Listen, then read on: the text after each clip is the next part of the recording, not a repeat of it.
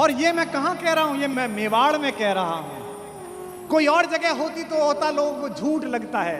इस मेवाड़ में तो नई नई विवाह होकर आई मेड़ता की एक राजकुमारी ने अपने कक्ष का पट बंद करके विवाह की पहली रात कृष्ण से बात करी तो बाहर ननद को पता चला कि कुंवर तुम्हारी पत्नी तो किसी पुरुष से बात कर रही है, अंदर से किसी पुरुष की आवाज आ रही है। मैं उस मां मीरा के मेवाड़ में बोल रहा हूं। ये कम बड़ी बात है यहां बोलना।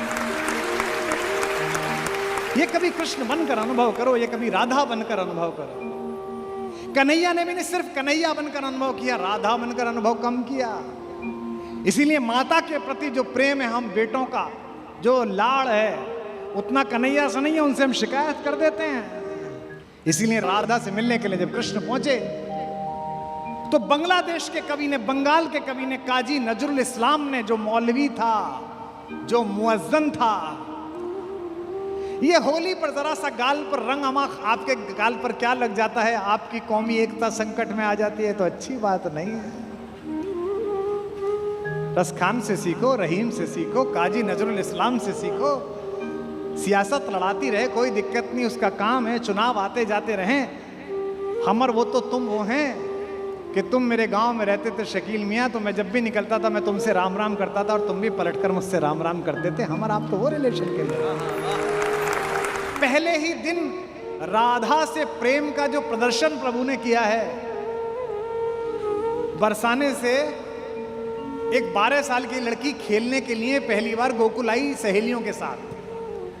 इसे कहते हैं लव एट फर्स्ट साइट।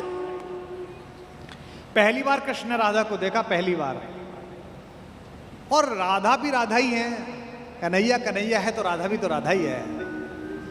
हजारों रतियां इकट्ठी कर दी जाएं तो भी ठकुरानी के पैर की सबसे छोटी उंगली के नाखून के बराबर ना पहुंचेंगे। इतनी सौंदर्य, इतना मिठा।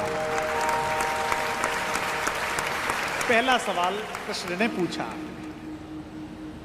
बूझत श्याम कौन तू गोरी। पहला सवाल, बूझत श्याम कौन तू गोरी। कृष्ण ने पूछा कि कौन हो तुम, कहां रहती हो, कभी देखा नहीं, कभी ब्रज की तरफ आई नहीं।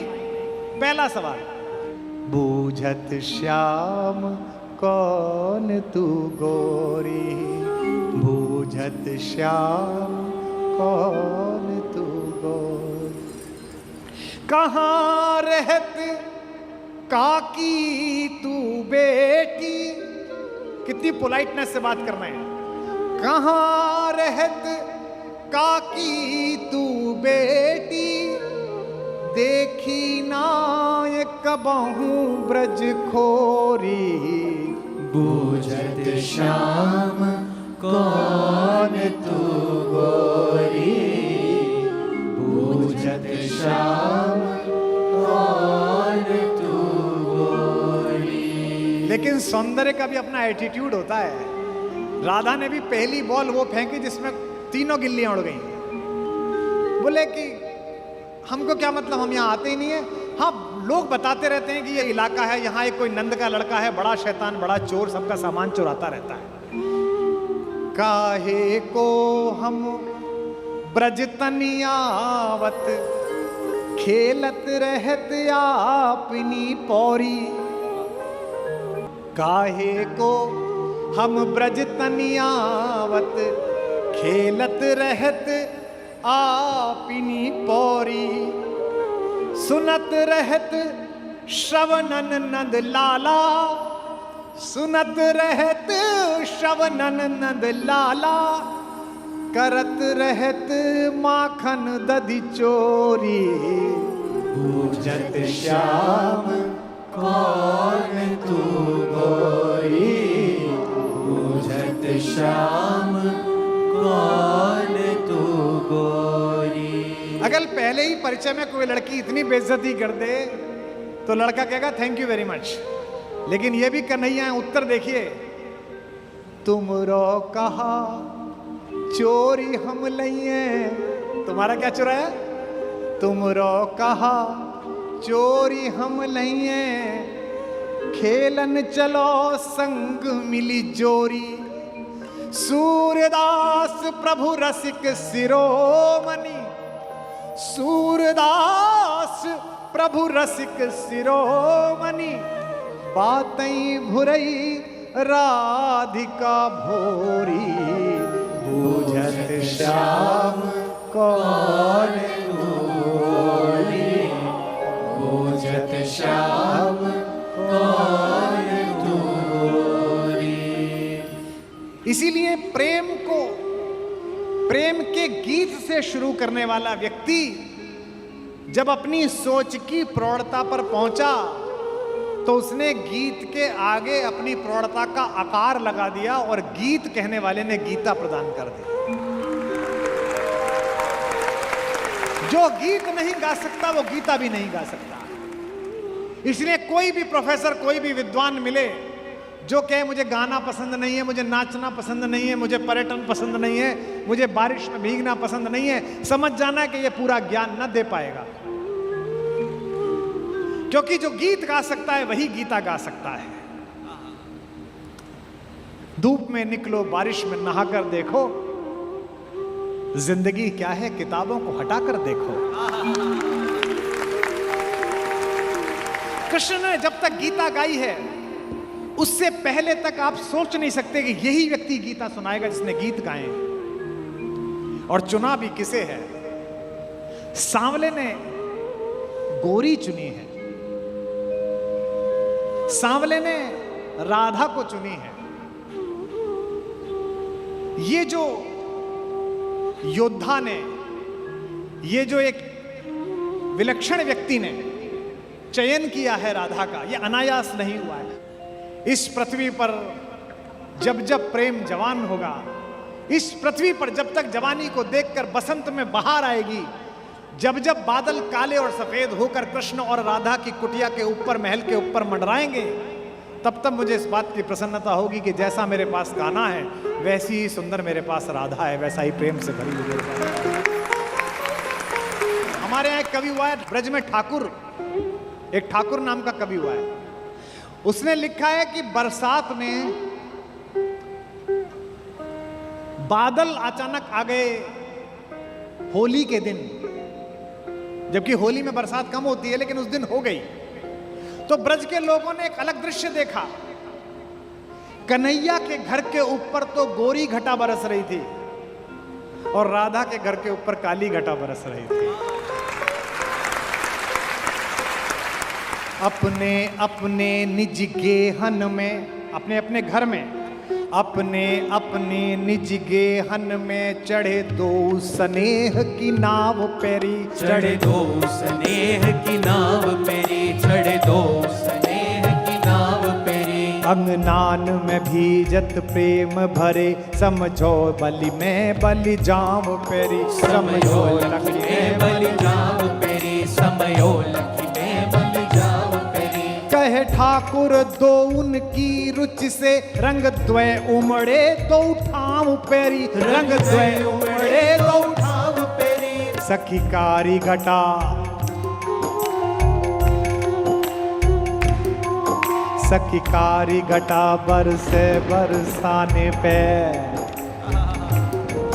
सखी कारी घटा बरसे बरसाने पे, गोरी घटा नंद गांव पेरी, सखी गोरी घटा नंद गांव पेरी, सखी गोरी घटा नंद गांव पेरी, सखी गोरी घटा नंद गांव पेरी, सखी गोरी घटा नंद गांव पेरी।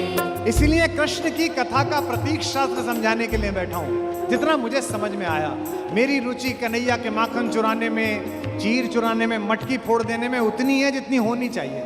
इससे आगे की क्या कथा है? कृष्ण के पूरे बचपन में एक जिद चली है, एक संकट चला है काले होने का। ये पश्चिम हमको सिखा रहा है।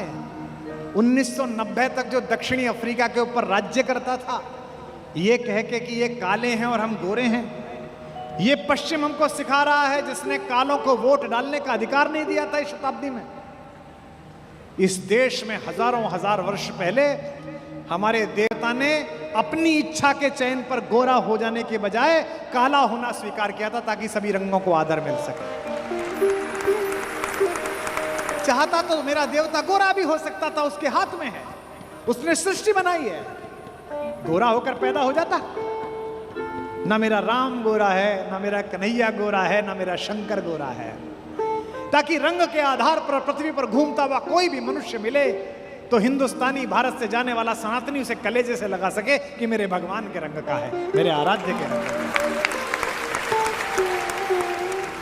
मैंने 10 साल पहले जन्माष्टमी पे व्रत में था मैं, तो मेरी माँ भी पंजीरी बना रही थी। पंजीरी आप जानते हो? पंजीरी जानते हो? हाँ, सरकार में बहुत बंटती है।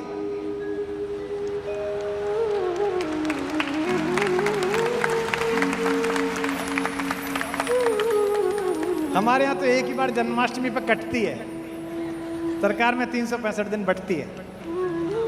तो मेरी माँ पंजीरी बना रही थी, वो थाली में डाल के और फिर जब वो टाइट हो जाती है थोड़ी सी तो उसको काटना।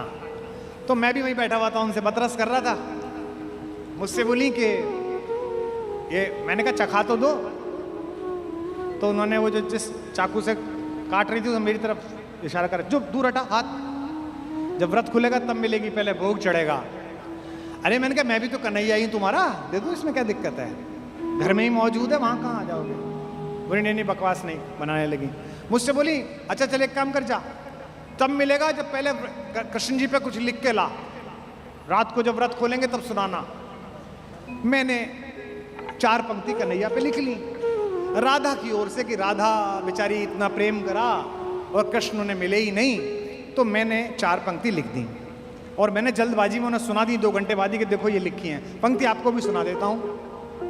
कृष्ण को कहां ढूंढने, राधा क्या कह रही हैं कि हो काल गति से परे चिरंतन, अभी यहां थे अभी यहीं हो काल गति से परे चिरंतन, अभी यहां थे अभी यहीं हो। कभी धरा पर कभी गगन में। बचपन में माँ से बोले कन्हैया की माँ, मैं दाऊ बलराम को चिड़िया दिखा रहा था, तो मैंने इधर की तरफ हाथ उठाया तो सूरज इधर की तरफ दिखने लगा। तो माँ ने कहा तुझे क्या पता, तू जिधर की तरफ उंगली उठा देगा सूर्य और चंद्रमा को तो दिशा में जाना ही पड़ेगा, तुझे क्या पता। तो कभी धरा पर कभी गगन में, कभी कहाँ थे कभी कहीं हो। तुम्हारी राधा को भान है तुम सकल चराचर में हो समाये। तुम्हारी राधा को भान है तुम सकल चराचर में हो समाये।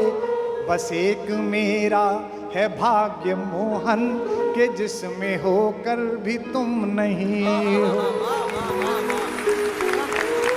बस एक मेरा है भाग्य मोहन। मैंने कहा एक कविता सुन लो राधा की ओर से। बोली अरे अच्छा भैया, मैं गांव जाती हूँ, खेत पे जाती हूँ, हमारे वहाँ खेत पर हमारे पुरखे रखे हुए हैं उनको जल चढ़ाने, तो ट्रैक्टर चलाते हुए बच्चे आ जाते हैं कि अम्मा ये मोबाइल में भैया की प्रेम की कविता है, तू इतना ही प्रेम सीखा कि राधा को कृष्ण नहीं मिले। अरे वाह रे मेरे कवि। और कह के अम्मा किचन में चली गई। मुझे लगा कि अम्मा मुझ पे टोंट मार के गई हैं कि राधा को कृष्ण नहीं मिले।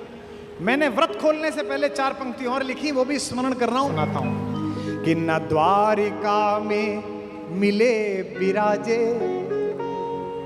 न द्वारिका में मिले विराजे, न द्वारिका में मिले विराजे।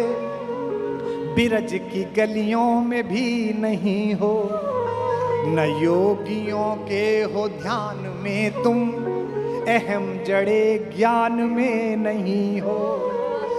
तुम्हें ये जग ढूंढता है कान्हा, मगर इसे ये खबर नहीं है। तुम्हें ये जग ढूंढता है कान्हा, मगर इसे ये खबर नहीं है। बस एक मेरा है भाग्य मोहन, अगर कहीं हो तो तुम यहीं हो। बोल राधा रानी की। बस एक मेरा है भाग्य मोहन। इसलिए एक बार सच्चे मन से पुकारो तो सही, घनश्याम मन के पुकारो तो इसी परिसर में माता का आविर्भाव होगा। कैसे? कि मेरे जीने में मरने में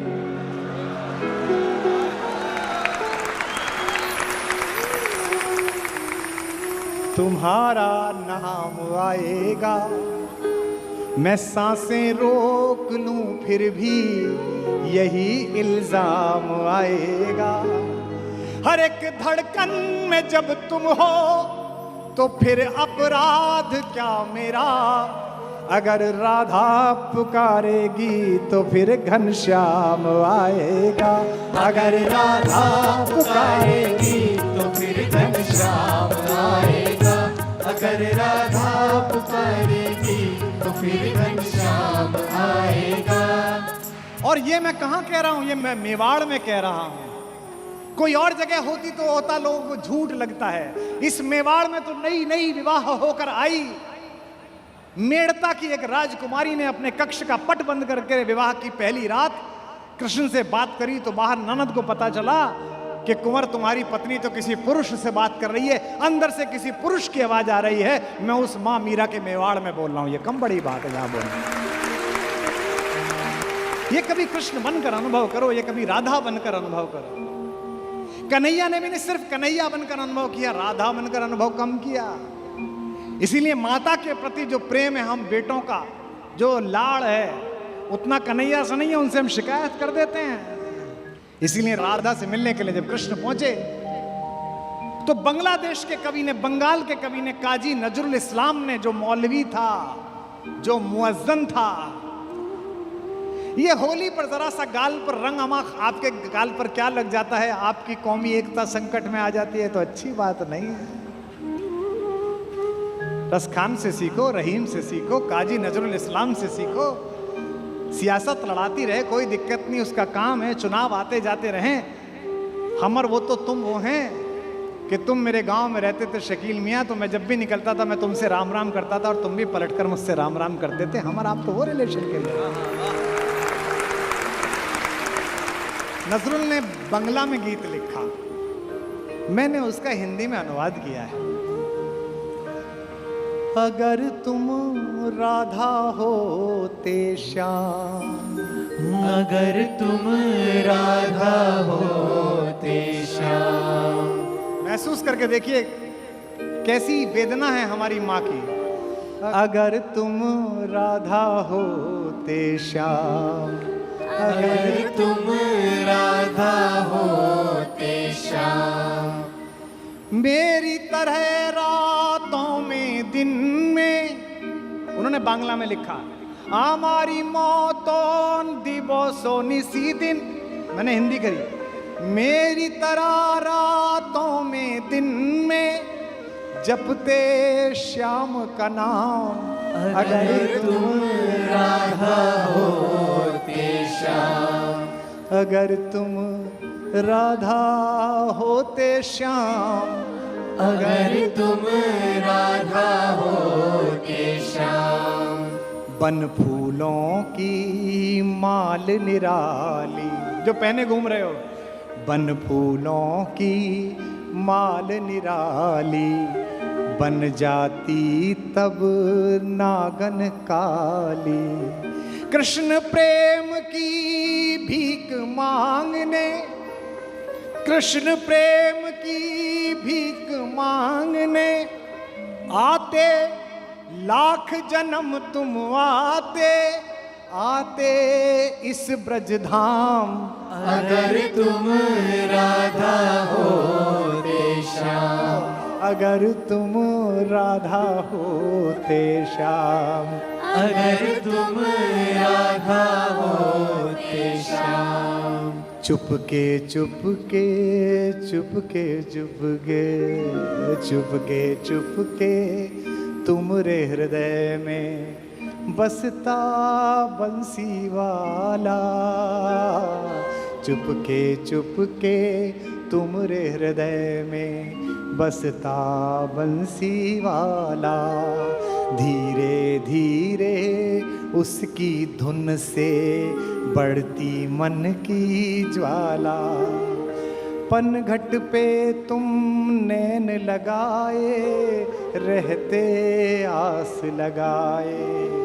कारे के संग प्रीत लगाकर, कारे के संग प्रीत लगाकर हो जाते बदनाम। अगर तुम राधा होते श्याम, अगर तुम राधा होते श्याम, अगर तुम राधा होते श्याम। 3 चरित्र और अगला सारा समय केवल इन पर।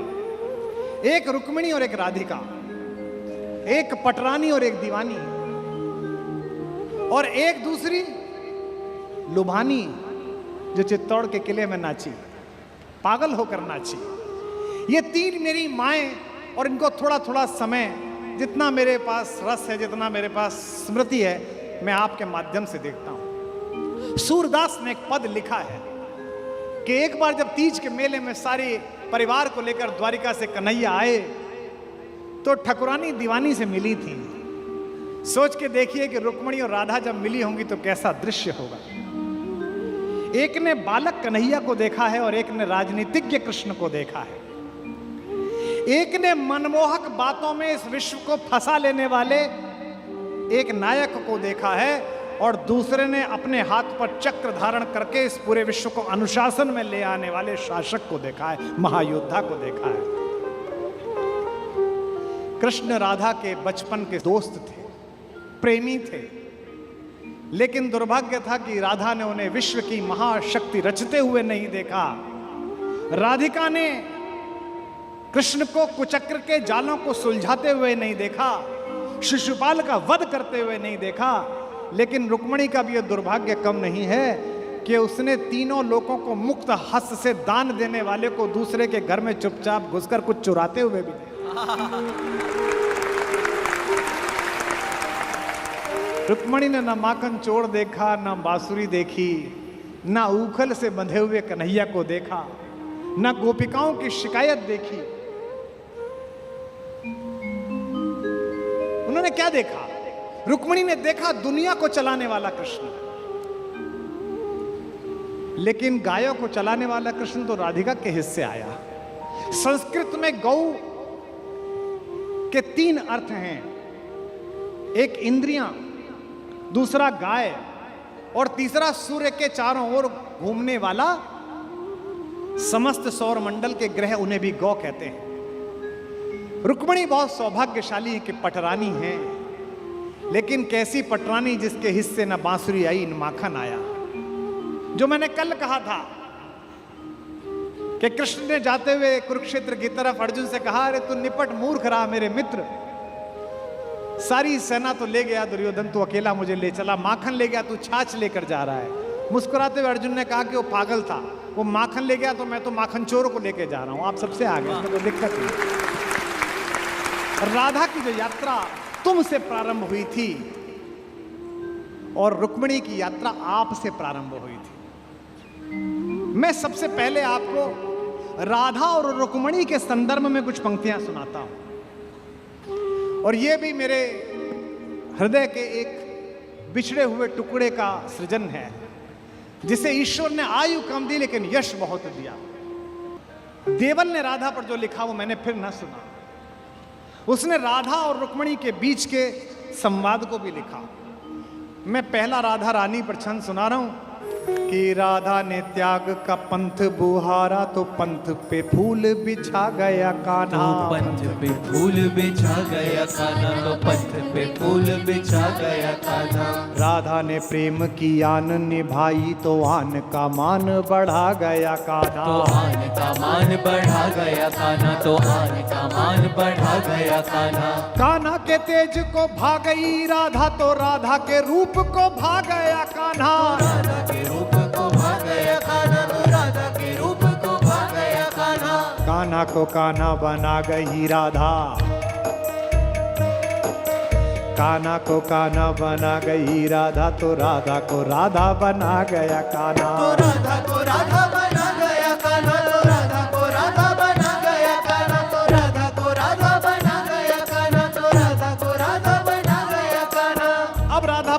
में गोपियां गोकुल में थी अनेक, परंतु गोपाल को भा गई राधा। परंतु गोपाल को भा गई राधा, परंतु गोपाल को भा गई राधा। बांध के पाश में, बांध में पाश में नाग नथैया को काम विजेता बना गई राधा। काम विजेता बना गई राधा, काम विजेता बना गई राधा। काम विजेता को प्रेम प्रणेता को प्रेम पीयूष पिला गई राधा। प्रेम पीयूष पिला गई राधा, प्रेम पीयूष पिला गई राधा। विश्व को नाच नचाता है जो, विश्व को नाच नचाता है जो, उस श्याम को नाच नचा गई राधा। उस श्याम को नाच नचा गई राधा, श्याम को नाच नचा गई राधा, श्याम को नाच नचा गई राधा, श्याम को नाच नचा गई राधा। लोगों ने बड़े बड़े ध्यान किए, लोगों ने बड़ी बड़ी तपस्याएं की, लोग बैठे रहे, ग्रंथ पढ़ते रहे, गीता पढ़ते रहे, उनको नहीं मिली और नाचते नाचते किसे मिला कान्हा। त्यागियों में अनुरागियों में बड़ भागी थी, नाम लिखा गई राधा। बड़े भागी थी, नाम लिखा गई राधा, भागी थी, नाम लिखा गई राधा। रंग में कान्हा के ऐसी रंगी रंग, कान्हा के रंग नहा गई राधा। रंग रंगा गई राधा, कान्हा के रंग रंगा गई राधा। प्रेम है भक्ति से भी बढ़कर, यह बात सभी को सिखा गई राधा। बात सभी को सिखा गई राधा, बात सभी को सिखा गई राधा। संत महंत तो ध्याया किए और माखन चोर को भा गई राधा। माखन चोर को भा गई राधा, माखन चोर को भा गई राधा, माखन चोर को भा गई राधा, माखन चोर को भा गई राधा।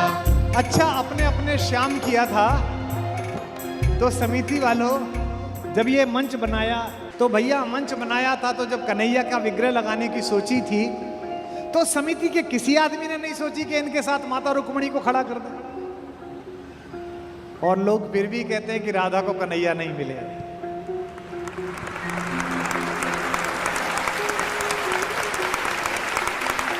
के ब्याही न श्याम के संग न द्वारिका, या मथुरा मिथिला गई राधा। या मथुरा मिथिला गई राधा, या मथुरा मिथिला गई राधा। ब्याही न श्याम के संग न द्वारिका, या मथुरा मिथिला गई राधा। या मथुरा मिथिला गई राधा, या मथुरा मिथिला गई राधा। पाई न रुक्मणी साधन वैभव,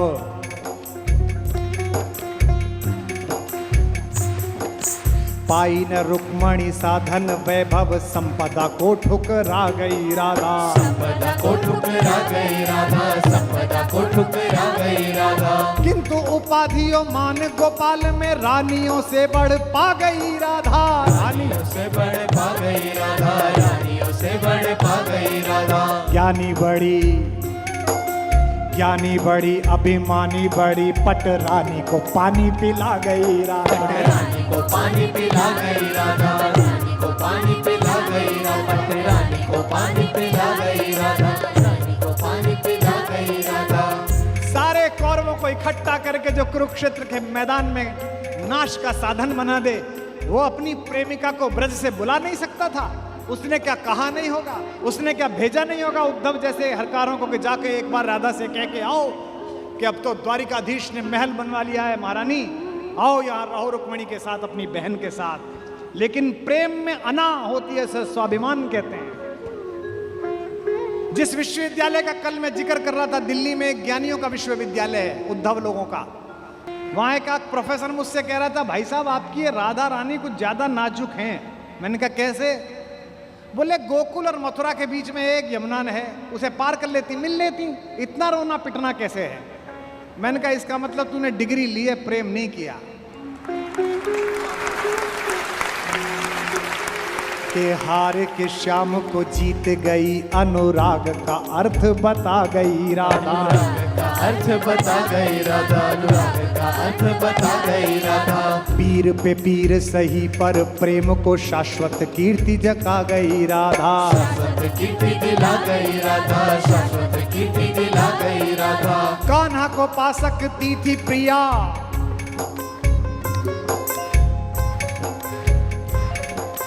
कान्हा को स्वासकती थी प्रिया, पर प्रीत की रीत निभा गई राधा। प्रीत की रीत निभा गई राधा, प्रीत की रीत निभा गई राधा। कृष्ण ने लाख कहा, कृष्ण ने लाख कहा, पर संग में ना गई तो फिर ना गई राधा। ना गई तो फिर ना गई राधा, ना गई तो फिर ना गई राधा, ना गई तो फिर ना गई राधा, ना गई तो फिर ना गई। बोल राधा रानी की। शांति ऐसे नहीं आती, शांति नहीं तब तक जब तक सुखभाग न नर का सम हो, नहीं किसी को बहुत अधिक हो, नहीं किसी को कम हो। ये कहा अर्जुन ने, लेकिन युधिष्ठिर ने नहीं मानी, बड़े भैया ने नहीं मानी। ये जो बड़े भैया लोग होते हैं बड़े शांतिपूर्ण होते हैं। शांति शांति शांति। हर घर में कुछ युधिष्ठिरों की आवश्यकता भी है, लेकिन हर घर में ऐसे लोगों की आवश्यकता है कि अगर कोई निर्लज्ज कुलवधू के आंचल पर हाथ डालने की कोशिश करे तो वो बिना बड़े भैया से पूछे अपना गांडीव उठा ले और अपनी गदा उठा ले। ऐसे लोगों की आवश्यकता है। कृष्ण ऐसे ही हैं जो अपनी समीक्षा का अवसर देते हैं। हस्तिनापुर के दरबार में खड़े हुए कृष्ण, जिनकी भगवत्ता के विषय में स्वयं जानते हैं द्रोणाचार्य, स्वयं जानते हैं पितामह भीष्म, स्वयं जानते हैं धृतराष्ट्र, उसके बाद भी वो भ्रम पैदा करते हैं कि मुझसे युद्ध किया जा सकता है, मुझे बांध सकता है। क्योंकि दुर्योधन को वह दुर्बुद्धि का संकेत देने की क्रिया भी भगवान की है। आप सब जानते हैं कि बचपन में एक बार कृष्ण अर्थात द्रौपदी अर्थात यज्ञसेनी, जो यज्ञ की अग्नि से निकली थी, जिसके शरीर में सुगंध आती थी, भारतीय स्त्रियों के इतिहास की सबसे दीपित चरित्र है द्रौपदी। इस देश को इस समय अबलाओं की आवश्यकता नहीं है। अपने केशों पर अगर कोई निर्लज्ज हाथ डाल दे तो उसकी छाती फाड़ देने का साहस पैदा करने वाली द्रौपदियों की आवश्यकता है। भगवान यूं तो शांति लेने के लिए गए थे। जब खाना खाने लगे और पांडवों ने कहा, युधिष्ठिर ने विशेष रूप से कहा, माधव मैं युद्ध नहीं चाहता, आप जाना और कहना बस 5 गांव हमें दे दें, हम 5 भाइयों को हम काम चला लेंगे। माधव ने कहा, बड़े भैया जो आपने कहा है वही होगा। लेकिन माधव तो युद्ध ही चाहते थे। माधव चाहते थे कि एक बार निरंकुश शासकों के छोटे छोटे राज्य विगलित हों और एक अखंड विश्व में अखंड भारत का निर्माण हो, भारत की एक अखंड श्रृंखला का निर्माण हो। शांति ऐसे नहीं आती, शांति नहीं तब तक जब तक सुखभाग न नर का सम हो, नहीं किसी को बहुत अधिक हो, नहीं किसी को कम हो। ये कहा अर्जुन ने, लेकिन युधिष्ठिर ने नहीं मानी, बड़े भैया ने नहीं मानी। ये जो बड़े भैया लोग होते हैं बड़े शांतिपूर्ण होते हैं। शांति शांति शांति। हर घर में कुछ युधिष्ठिरों की आवश्यकता भी है, लेकिन हर घर में ऐसे लोगों की आवश्यकता है कि अगर कोई निर्लज्ज कुलवधू के आंचल पर हाथ डालने की कोशिश करे तो वो बिना बड़े भैया से पूछे अपना गांडीव उठा ले और अपनी गदा उठा ले। ऐसे लोगों की आवश्यकता है। और समय पर ये गांडीव और गदा नहीं उठे तो मान लेना कि समाज में महाभारत प्रतीक्षा कर रहा है। पृथ्वी लाशों से पटेगी, कोई नहीं रोक सकता। शांति लेने के लिए गए। कृष्णा ने भोजन कराया, द्रौपदी ने भोजन कराया। भोजन कराने के बाद निर्वासन की कुटिया से कृष्णा बाहर आई और हाथ धुलाने लगी माधव के। तो उसने कान्हा से पूछा कि कान्हा, याद है तुम गर्मी की छुट्टी में हमारे घर आए थे? कृष्ण ने कहा, याद है कृष्णा, तुम मुझसे चौसर में हार गए थे। कृष्ण ने कहा, याद है कृष्णा, मैंने तुमसे कहा था कि मैं इस हार का कुछ लूंगी, जिसे कहते हैं ना O2 अंग्रेजी में, I owe to। तो द्रौपदी ने कहा, कृष्णा ने कहा, You owe to me, तुम्हारा मुझ पर उधार है। एक वादा उधार है, एक कसम उधार है, एक शपथ उधार है।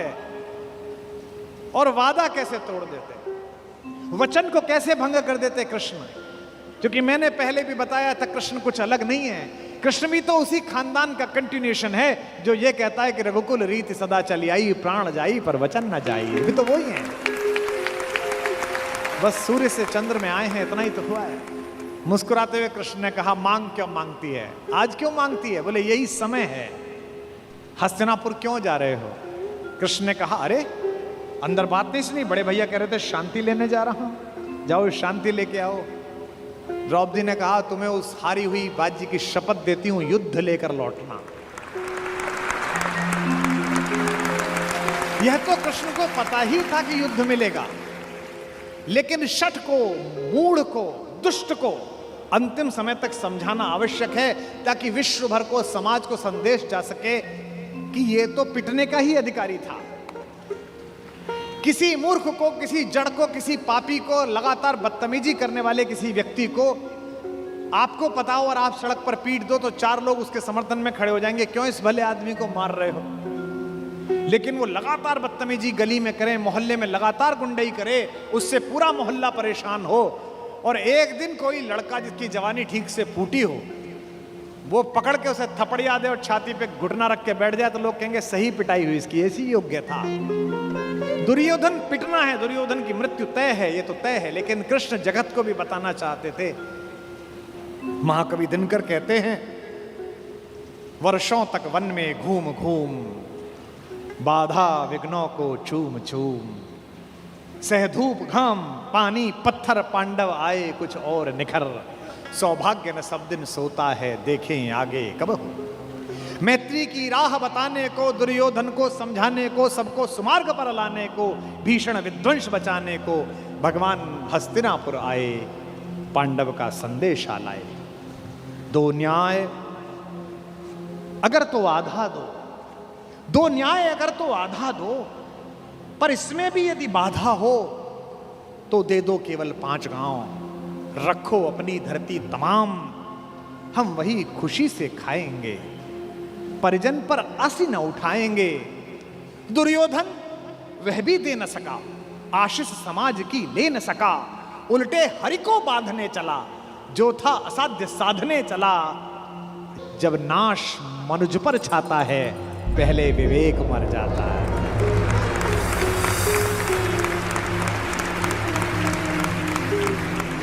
जब नाश मनुज पर छाता है पहले विवेक मर जाता है। हरि ने भीषण हुंकार किया, अपना स्वरूप विस्तार किया, डगमग डगमग दिग्गज बोले, भगवान कुपित होकर बोले, जंजीर बढ़ाकर साध मुझे, हाँ हाँ दुर्योधन बांध मुझे। यह देख गगन मुझ में लय है, यह देख पवन मुझ में लय है, मुझ में विलीन झंकार सकल, मुझ में लय है संसार सकल। अमृत फूलता है मुझ में, संघार झूलता है मुझ में, उदयाचल मेरा दीप्त भाल, भूमंडल वक्षस्थल विशाल, भुज पर बंद को घेरे हैं, मैनाक मेरु पग मेरे हैं, दीप्ते जो ग्रह नक्षत्र निखर, सब हैं मेरे मुख के अंदर।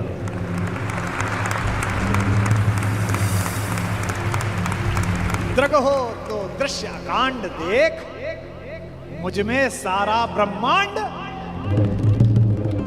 मुझ में सारा ब्रह्मांड देख, चर अचर जीव जर अक्षर अक्षर, नश्वर मनुष्य सुरजात अमर, शतकोटि सूर्य शतकोटि चंद्र, शतकोटि सरत सर क्षिद्र मंद्र, शतकोटि विष्णु ब्रह्मा महेश, शतकोटि विष्णु जलपति धनेश, शतकोटि रुद्र शतकोटि काल, शतकोट दंडधर लोकपाल, जंजीर बढ़ाकर साध मुझे, हाँ हाँ दुर्योधन बांध मुझे।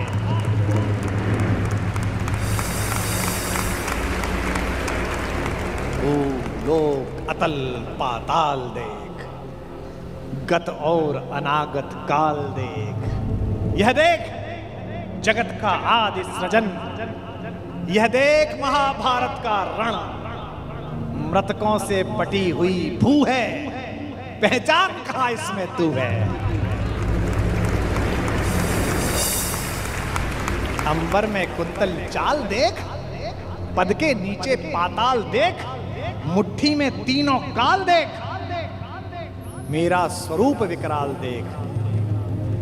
सब जन्म मुझी से पाते हैं, सब लौट मुझी में आते हैं। जिह्वा से कड़ती ज्वाल देख, सांसों से पाता जन्म पवन, पड़ जाती मेरी दृष्टि जिधर, हंसने लगती है सृष्टि उधर।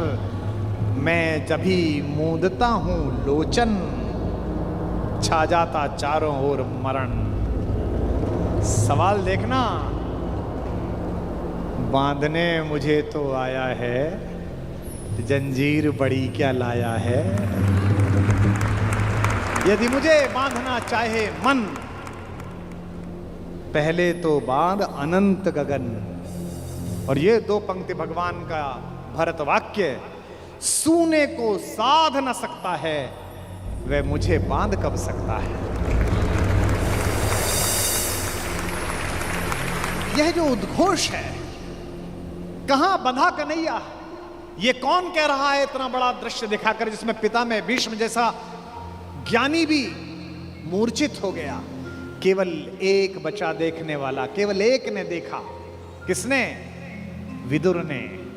धृतराष्ट्र तो मन की आंखों से महसूस कर रहे होंगे, पर विदुर ने वो साक्षात दृश्य देखा जिसके घर का साग खाकर गए। ये जो कन्हैया है, जो दुर्योधन को देखने का अवसर भी नहीं देता, जो कहता है कि अगर विश्व को साध सकता है, शून्य को साध सकता है, तो मुझे बांधना।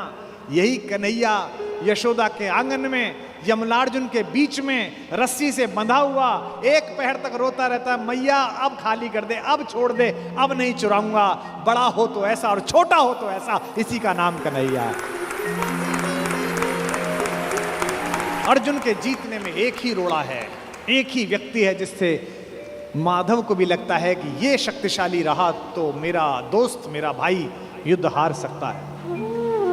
भगवान ने उसे कितने प्रेम से टैकल किया है। राजनेताओं को सीखना चाहिए, कृष्ण से कूटनीति सीखनी चाहिए।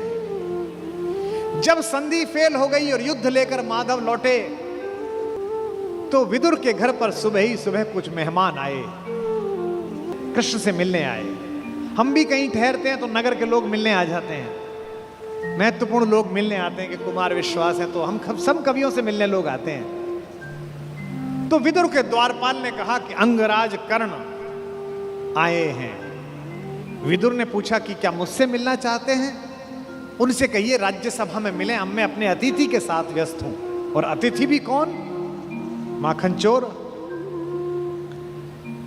द्वारपाल ने कहा जी नहीं, वो आपसे मिलना नहीं चाहते, वो आपके अतिथि से मिलना चाहते हैं। कृष्ण ने कहा उन्हें आदरपूर्वक अंदर लेकर आओ। कर्ण आए, कर्ण ने प्रणाम किया। युद्ध में दुर्योधन की पराजय हुई हो, चाहे कुछ भी हुई हो, महाभारत के जिन चरित्रों में से एक चरित्र पर मैं अंदर तक फिदा हूं, उनमें से एक कर्ण भी है। क्या योद्धा है, क्या अद्भुत। हाँ। कृष्ण मुस्कुराए। कर्ण के चेहरे पर दुख और पश्चाताप का भाव था। कर्ण ने हाथ जोड़कर कहा, माधव, मैं कल राज्यसभा में आपके साथ हुई बदतमीजी के लिए अपने मित्र दुर्योधन की ओर से आपसे क्षमा मांगने आया हूं। भगवान ने कहा, ईश्वर तुम जैसा मित्र सबको दे, जो इतने बड़े अपराध के बाद भी क्षमा मांगने के लिए आ जाता है। ऐसा मित्र सबको मिले। कर्ण ने कहा कि अगर आप मुझे थोड़ा सा भी माधव प्रेम करते हैं तो मेरे मित्र को क्षमा कर दीजिए। उसने गलती की, उसे दूत के साथ ये व्यवहार नहीं करना चाहिए था, और आप जैसे दूत के साथ तो सोचना भी नहीं चाहिए था। भगवान ने कहा मैं उसे माफ कर दूंगा, लेकिन एक शर्त है कर्ण। अंगराज ने कहा कि इसी क्षण मैं आपको अंग प्रदेश का राज्य दे देता हूं, मेरा शरीर ले लीजिए, पर मेरे मित्र को माफ कर दीजिए।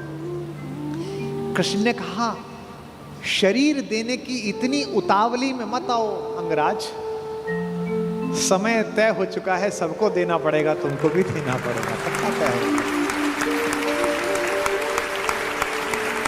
कर सकते हो तो इतना करो, अब मैं वापस पांडवों के पास जा रहा हूं, हस्तिनापुर की सीमा तक मुझे छोड़ के आओ। उसने कहा, इससे बड़ा सौभाग्य का होगा कि मैं आपको छोड़ने चलूं? आइए मेरे रथ में बैठिए। कृष्ण ने कहा कि ठीक है, मैं तुम्हारे रथ में बैठ जाता हूं। आपकी कार में कोई बहुत बड़ा आदमी बैठने लगे तो कभी भी ड्राइवर से गाड़ी मत चलवाना। ड्राइवर से कहना, तू नीचे उतर, सवार बहुत बड़ा है, अब ड्राइव मैं करूंगा, गाड़ी खुद चलाना सदा। कर्ण ने अपने चालक से कहा कि नीचे उतर, इस रथ पर त्रैलोक्य का स्वामी बैठने वाला है, ड्राइव मैं करूंगा। और कर्ण तो ड्राइवर का ही लड़का है, सूत पुत्र है, उसको तो आता ही है रथ चलाना, और रथ चालक का बेटा है। कर्ण रथ चलाने लगा, भगवान पीछे से उतरकर कर्ण के पास आकर बैठ गए और थोड़ी देर बाद उसका रथ छोड़कर उसे अपने रथ पर बिठा लिया, वहां भी वही रथ चलाने लगा। अब भगवान ने उससे बातचीत शुरू की। देखिए कितने बड़े कूटनीतिज्ञ हैं ये कन्हैया, दिखते भोले हैं लेकिन परम चालू। इनको पता था कि एक ये आदमी है जो फजीता करेगा, इसका मनोबल तोड़ो। पहली बार कर्ण को यह पता चला जो भेद उन्होंने बताया। हरि बड़े प्रेम से कर धर कर ले चढ़े उसे अपने रथ पर। रथ चला परस्पर बात चली, शमदम की टेढ़ी घात चली। शीतल हो हरि ने कहा हाय, अब शेष नहीं कोई उपाय। कर्ण अब कुछ बचा नहीं, हो विवश हमें धनु धरना है। अब तो हमें यह धनुष उठाना पड़ेगा, क्षत्रिय समूह को मरना है। मैंने कितना कुछ कहा नहीं, विषबाण कहां तक सहा नहीं। पर दुर्योधन मतवाला है, कुछ नहीं समझने वाला है।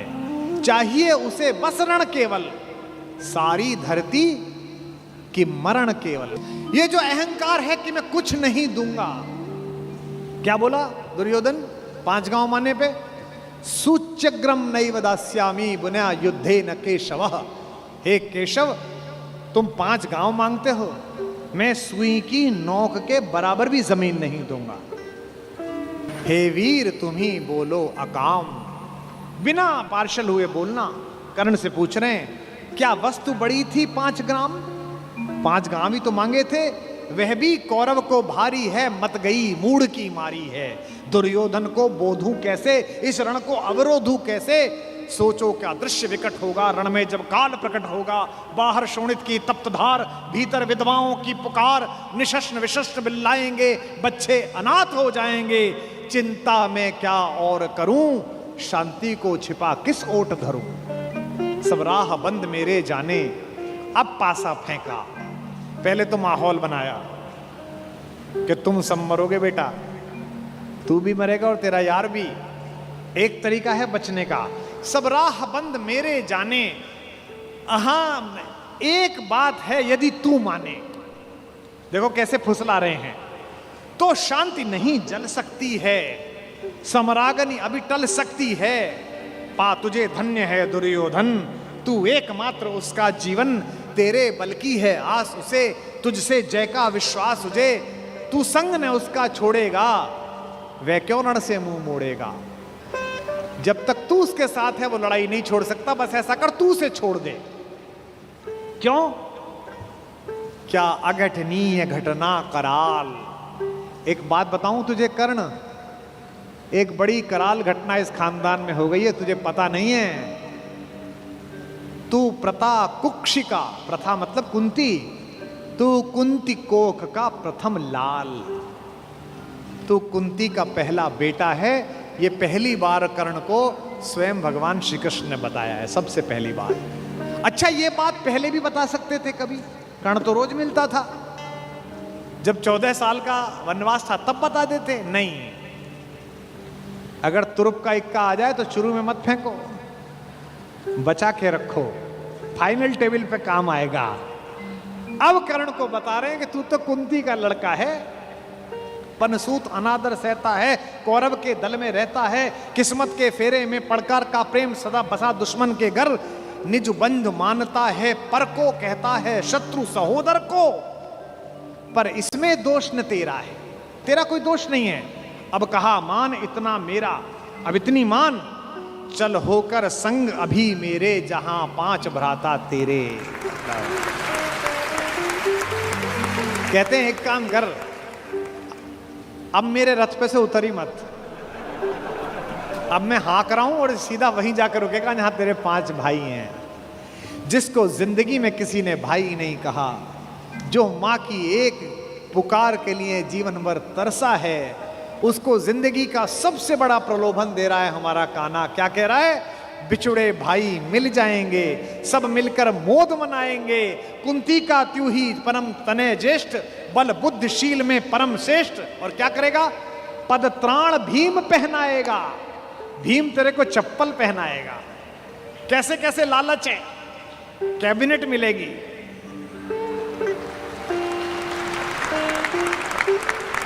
और उसमें भी कोई छोटा मोटा मिनिस्टर नहीं, सीधा ही प्राइम मिनिस्टर।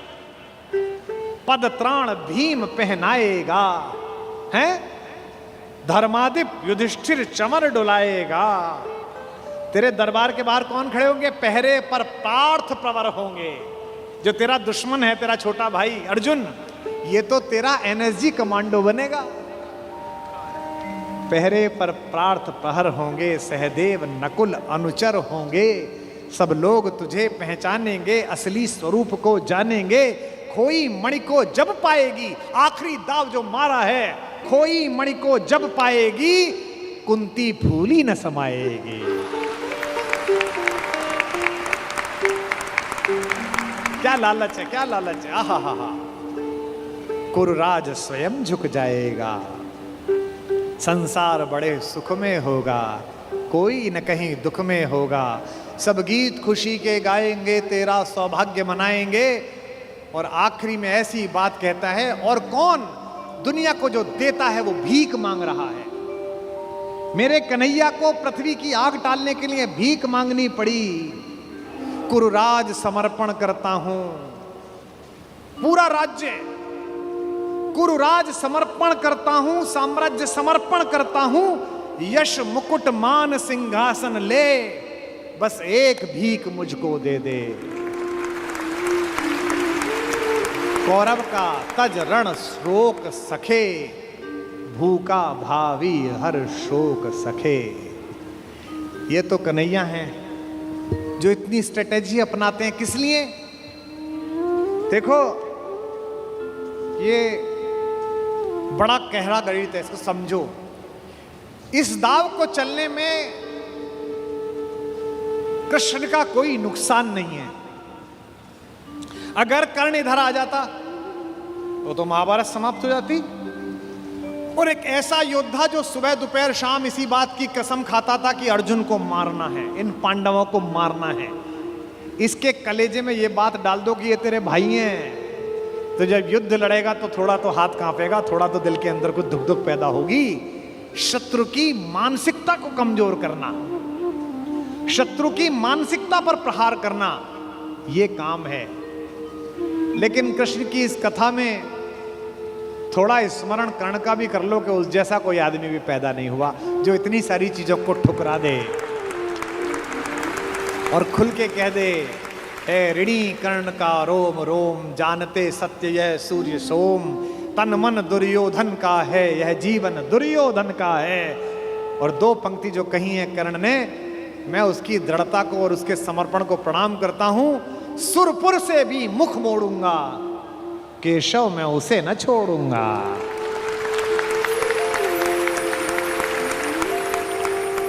ये जो चरित्र है कृष्ण का योजना बनाने का, पहले कुंती को भेजा, जाओ बता के आओ कि तुम उसकी मां हो।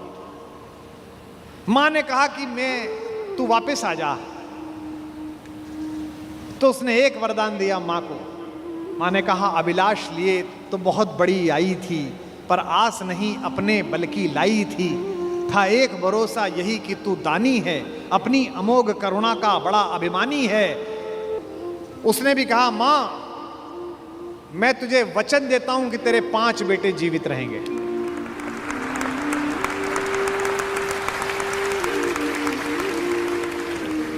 इसका मतलब है कि कर्ण ने कहा कि युद्ध के बाद 5 बेटे जीवित रहेंगे। अर्जुन के अलावा किसी पर हथियार नहीं उठाऊंगा।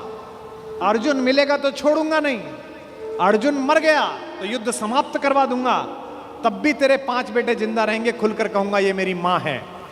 और अगर अर्जुन का दाव चल गया मां, तो तुझे पता और मुझे पता कि हम मां बेटे हैं, तेरे 5 बेटे जिंदा रहेंगे। जा मां, मैं तुझे वरदान देता हूं। तू दान दान रही किंतु क्यों माता, पुत्र ही रहेगा सदा जगत में दाता। मैं ही देता रहूंगा।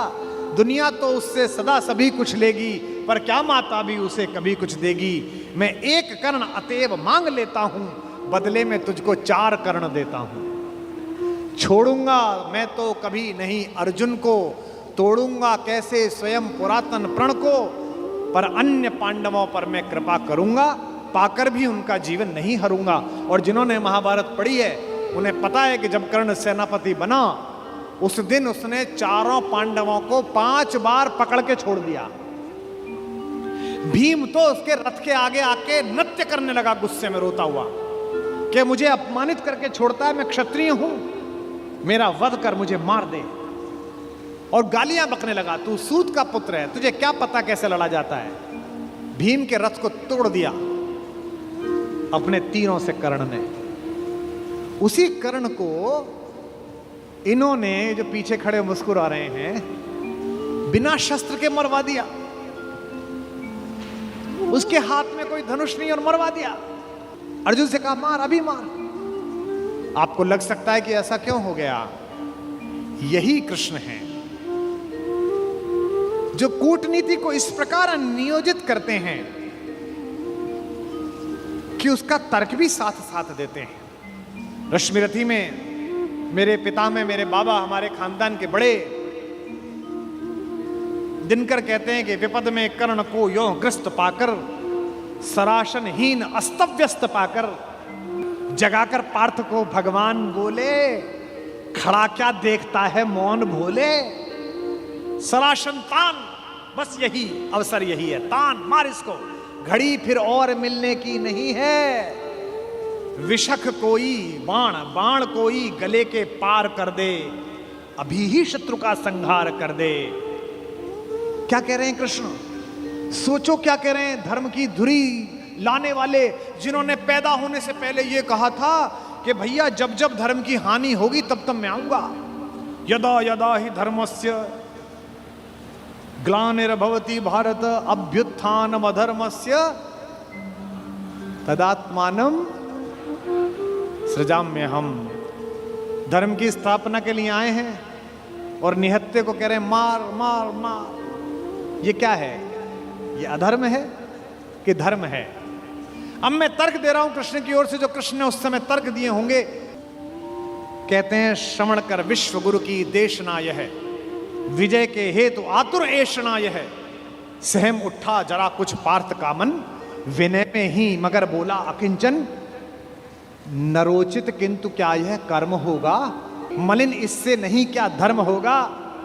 हंसे केशव वृथा हट ठानता है, अभी तू धर्म को क्या जानता है। कहूं जो पाल उसको धर्म है ये, मैं जो कह रहा हूं वो कर। हनन कर शत्रु का सत्कर्म है ये। क्रिया को छोड़ चिंतन में फंसेगा, उलटकर काल तुझको ही घसेगा। ये जो हमको सिखाते हैं कि हम दूसरे की सीमाओं का अतिक्रमण करके घर में जाके ना मार के आए, इनको पूछो कि जिस समय हिंदुस्तान के चौराहों पर बम फटते थे, इनको पूछो कि जम्मू कश्मीर में जाते हुए हमारे सीआरपीएफ के जवानों के मुंह पर मतदान के समय जाते हुए ये लफंगे चांटे मारते थे। इनको पूछो कि पड़ोसी के भीख मिले हथियारों से हिंदुस्तान की मां बेटियों को आतंकित करने वाले और केसर की क्यारी में बारूद भरने वालों को सीमा के अंदर पार घुस के मारा जाए कि ना मारा जाए। देश का एक एक बच्चा कहेगा कि मारा जाए। नहीं जब पार्थ को देखा सुधरते, हृदय में धर्म का टुक ध्यान धरते, समय के योग्य धीरज को संजोकर कहा राधे ने गंभीर होकर। अब कर्ण बोला, हर पापी, हर अनाचारी, हर दुष्ट जिसने दुष्टता में साथ दिया है वो ज्ञान देने लगता है। भूल गया अर्जुन के कौन ज्ञान दे रहा है। अर्जुन के अंदर भक्ति, मनुष्यता, भावना सब पैदा हो गई। नरोचित धर्म का कुछ काम तो लो, बहुत खेले जरा विश्राम तो लो। फंसे रथ चक्र को जब तक निकालूं, धनुष धारण करूं, प्रहरण संभालूं। रुको तब तक चलाना बाण फिर तुम, हरण करना कर सको यदि प्राण तुम। नहीं अर्जुन शरण में मांगता हूं, समर्थित धर्म से रण मांगता हूं। कर्ण कहता है कि धर्म से युद्ध करो, कृष्ण मुस्कुराए कि बेटा अब फंसा के, अब मैं तुझे धर्म समझाता हूं, है ना। उपस्थित देख हो न्यायार्थ हरि को, निहारा पार्थ ने हो खिन्न हरि को। अर्जुन का तो सॉफ्टवेयर हैंग हो गया,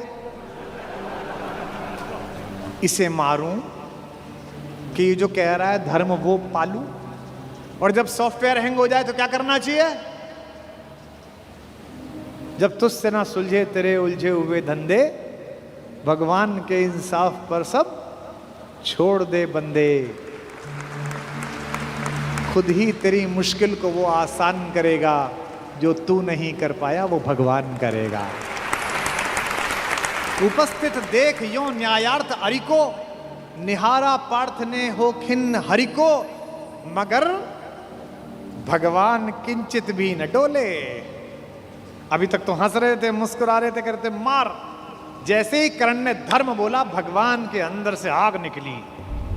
कुपित हो वज्र सी यह बात बोले, प्रलापी हो उजागर धर्म वाले, बड़ी निष्ठा बड़े सत्कर्म वाले।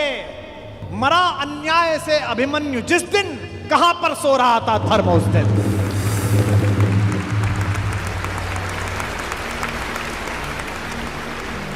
मरा अन्याय से अभिमन्यु जिस दिन, कहां पर सो रहा था धर्म उस दिन।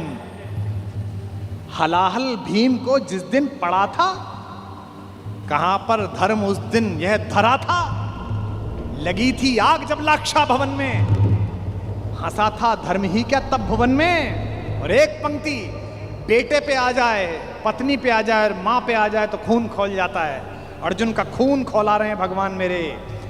सभा में द्रौपदी की खींच लाके, सुयोधन की उसे दासी बताकर, सुवामा जाति को आदर दिया जो, बहुत सत्कार तुम सबने किया जो। नहीं वह और कुछ सत्कर्म ही था, उजागर शील भूषित धर्म ही था।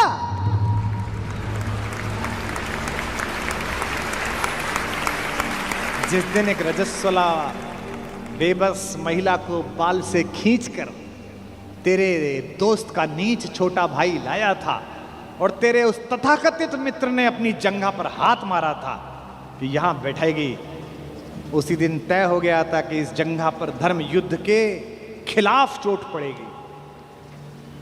जो युद्ध जानते हैं वो सब जानते हैं, जुए में हार कर धन धाम जिस दिन, हुए पांडव यति नष्काम जिस दिन, चले वनवास को तब धर्म था वह, शकुनियों का नहीं अपकर्म था वह। और कोई अपकर्म नहीं होता। कटी से नीचे प्रहार करना अधर्म है, लेकिन दुर्योधन की जंघा तोड़ी भीम ने, कोई नहीं। ये जो रणनीतिकार कृष्ण है। खांडव दहन हुआ, आप सबको पता है, आग लग गई, आग बुझी नहीं, इंद्र से भी नहीं बुझी। तो इंद्र ने अपने बेटे से कहा, अर्जुन से कहा कि भाई बुझा। सर्पों ने कहा कि बुझा। अर्जुन ने बादलों में तीर मारा और बादल बरसे। जब पुरुषार्थ आ जाता है तो तीर आदमी ऐसे ही मारता है, कभी बादल में मारता है, कभी जमीन में मारता है। पिता में भीष्म जब पड़े हुए थे शरशैया पर, उनके मुंह से निकला पानी। कोई सोने के मटका लाया, कोई चांदी के मटके लाए। उन्हें अर्जुन की तरफ देखा कि पड़पोते पानी। अर्जुन ने तीर मारा पृथ्वी पे। कुरुक्षेत्र चले जाइए, आज भी आपको मिल जाएगी वो नदी जहां जमीन का स्तर तक, वहां तक तीर गया।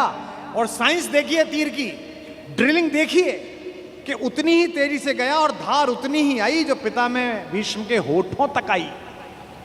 आज भी अर्जुन के तीर से निकली हुई इस नदी को हमारे उत्तर भारत में बाण गंगा कहा जाता है। कभी दर्शन करके आइए इस नदी। महाभारत में जब जब पढ़ता हूं, युद्ध का एक एक दिन बढ़ता चला जाता है और मुझे कृष्ण के ऊपर बेचैनी प्रारंभ हो जाती है। मुझे लगता है अब तो कूदो, अब तो करो, अब तो कुछ करो। वो कुछ भी हो जाने देते हैं। जब नारायण श्रीहरि ऊपर से नीचे चले, राम के अवतार के बाद मर्यादा पुरुषोत्तम बड़े ठाकुर के अयोध्या से विदा होकर साकेत पहुंचने के बाद ये योजना बनी कि अब छोटे ठाकुर को नीचे भेजा जाए। तो सारे देवी देवता, सारे नक्षत्र भी पृथ्वी पर चलने के लिए आतुर हुए। सदा ऐसा होता है। शेषनाग आ गए थे लक्ष्मण के रूप में, सब लोग नीचे आई जाते हैं। सूर्य भी तैयार हो गया, इंद्र भी तैयार हो गए, सबने अपने अपने अंश भेजे पृथ्वी पर। इंद्र का अंश कौन है? अर्जुन है। सूर्य का अंश कौन है? कर्ण है। एक देवता ऐसा था जिसने कहा जी मैं तो जा नहीं रहा, तो भगवान ने कहा अपने लड़के को भेज दे। उसने कहा मेरे को तो अपने लड़के से बहुत प्यार है, मैं तो भेजूंगा नहीं, और मैं इतने दिन दूर कैसे रहूंगा, मेरा बेटा तो इतना सुंदर है। वो देवता था चंद्रमा। इस चंद्रमा को शुरू से ही शिकायत रहती है। अच्छा, भगवान का तो वंश था। भगवान ने कहा कि अजीब आदमी है तू, हमारे ही घर के लोग नहीं जाएंगे तो दुनिया क्या कहेगी। सूर्य अपना अंश भेज रहे हैं कर्ण के रूप में, इंद्र अपना बेटा भेज रहा है, अंजनी कुमार अपने दोनों बच्चे भेज रहे हैं नकुल सहदेव के रूप में, धर्मराज स्वयं उपस्थित हो रहे हैं युधिष्ठिर के रूप में, और तू नहीं चलेगा, ना तेरा लड़का चलेगा। उसने कहा कि कन्हैया एक काम कर लो, लड़का ले जाओ मेरा, दो शर्तें हैं, एक तो लड़का आपके पास रहेगा, और बोले एक ये 16 साल का हो जाए तो इसे वापस भेजना पड़ेगा तुरंत। चंद्रमा का वो पुत्र क्या बन के आया? कृष्ण का प्राणों से प्रिय भांजा अभिमन्यु बनकर उपस्थित हुआ। चंद्रमा के पुत्र के रूप में जन्म लिया। और भगवान का अगर कोई योग्यतम शिष्य है जिसने भगवान से शस्त्र विद्या सीखी है, वो अर्जुन का बेटा अभिमन्यु है। अपने पिता की तेजस्विता से भी वो आगे है। इस समय दुनिया की IVF लैब्स ये बता रही हैं कि प्रसव के काल में जो कुछ सुना पढ़ा गया है उसका बच्चे पर असर पड़ता है। और हमारे यहाँ हजारों वर्षों से माएं प्रसव के दिनों में गीता का पाठ कर रही हैं, बाल गोपाल का चित्र सामने लगा के रखती हैं कि उनके घर में भी कन्हैया जैसा बालक पैदा हो, राधा रानी जैसी बिटिया पैदा हो। ये हम सब का मन है, पहले से परंपरा से आया है हमारे यहाँ। तो चंद्रमा ने अपने पुत्र को अभिमन्यु बनाकर भेजा। एक दिन ऐसा आया महाभारत के युद्ध में, जब योजना पूर्वक कुरुक्षेत्र के मैदान से खींचकर अर्जुन को अलवर की तरफ ले जाया गया, मत्स्य प्रदेश की तरफ, विराट की नगरी की तरफ। अर्जुन युद्ध की सीमा क्षेत्र के बिल्कुल आखिरी हिस्से पर पहुंच गया, जहां से सूर्यास्त से पहले लौटना संभव नहीं था।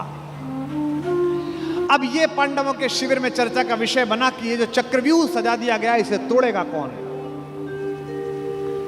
किसी को नहीं आता तोड़ना, इसमें घुसना ही नहीं आता, केवल अर्जुन को आता है। तब अभिमन्यु ने कहा कि ताऊ जी मुझे इसमें घुसना आता है, क्योंकि जब पिताजी मां को यह बात सिखा रहे थे तो मैं गर्भ में था और मैंने ये विद्या सीखी थी। तो बोले बेटा बहुत अच्छा है, फिर निकलना भी आता होगा? बोले नहीं, जब तक उन्होंने इससे बाहर आने का मार्ग बताया तोड़ने का, तब तक मां सो गई, तो मैं बाहर निकलने का नहीं सीख पाया। सारे चाचाओं ने और ताऊओं ने कहा कोई बात नहीं बेटे, तू तोड़ दे, निकाल तो हम लेंगे।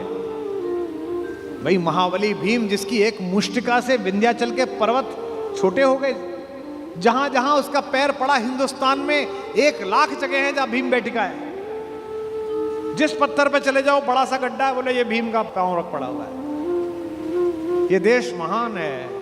इस देश में 2-3 जगह हर जगह मिलती हैं माता सीता की रसोई, जहां जाओ वो मां की रसोई मिलती है। क्या बढ़िया प्रतीक शास्त्र है। दुनिया के 44 देश घूम लिए, इसी क्षण भी अगर भगवान वापस बुलाए और ऊपर बुला के पूछे कि तेरे सत्कर्मों के कारण तुझे देश चुनने का अवसर दिया जाता है, तो मैं दुनिया के सारे देश छोड़कर फिर यही चुनूंगा जहां की मिट्टी में गोपाल लेटा है, जहां के पर्वत पर्वत पर हमारी मां ने भोजन बनाकर उन पर्वत श्रृंखलाओं को तपस्या का केंद्र बना दिया है, जिसके रेणु रेणु पर अपने चरण रखकर राघवेंद्र सरकार भगवान श्री राम मर्यादा पुरुषोत्तम ने और लीलाधर योगेश्वर कृष्ण ने जिसे चंदन बना दिया है। भगवान चुप रहे, किसी ने उनकी सलाह न ली। सेनापति धृष्टद्युम्न थे, द्रुपद पुत्र। सेनापति ने योजना की कि कोई बात नहीं बेटा, मामा ने भांजे को आज्ञा दी कि कोई बात नहीं, तू चला जा इसके अंदर और हम सब तुझे निकाल लेंगे। इतिहास गवाह है, तारीख गवाह है कि अभिमन्यु ने उस चक्रव्यूह को तोड़ा और चक्रव्यूह के दूसरे चक्र में ही पांडवों की सेना को बाहर कर दिया गया और चक्रव्यूह में वो अकेला रह गया। क्या लड़ा, अद्भुत युद्ध हुआ। सुनते हैं कि इंद्र माताली से, जो उसका सारथी है, जो उसका ड्राइवर है, उससे बोला कि रथ लेकर चलो। उसने कहा अभी तो दिन पूरा चढ़ा हुआ है, मैं कैसे आऊं? उसने कहा देखने आओ कि युद्ध कितना सुंदर हो रहा है। अभिमन्यु जिस दिन जा रहा था लड़ने के लिए, उसने सबके पैर छुए। युधिष्ठिर ने कहा जीते रहो मेरे लाल। धृष्टद्युम्न ने कहा जीते रहो मेरे बेटे। चाचाओं ने, नकुल ने, सहदेव ने गले लगा लिया अपने भतीजे को और कहा जीते रहो। जब उसने मामा के पैर छुए, कृष्ण के पैर छुए, तो कृष्ण ने कहा यशस्वी भाव।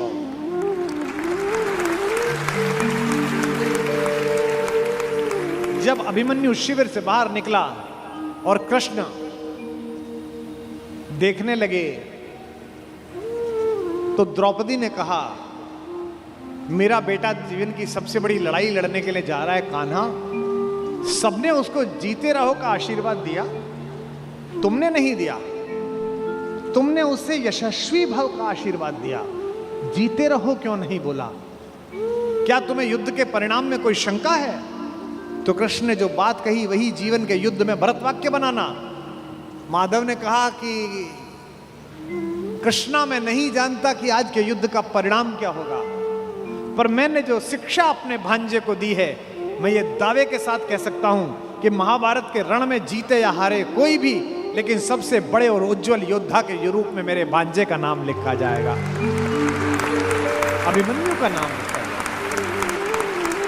कोई भी योग्य मारीच किसी रावण को जब उपदेश दे तो रावण मानता ही नहीं है। वो विश्वामित्र के पास गए।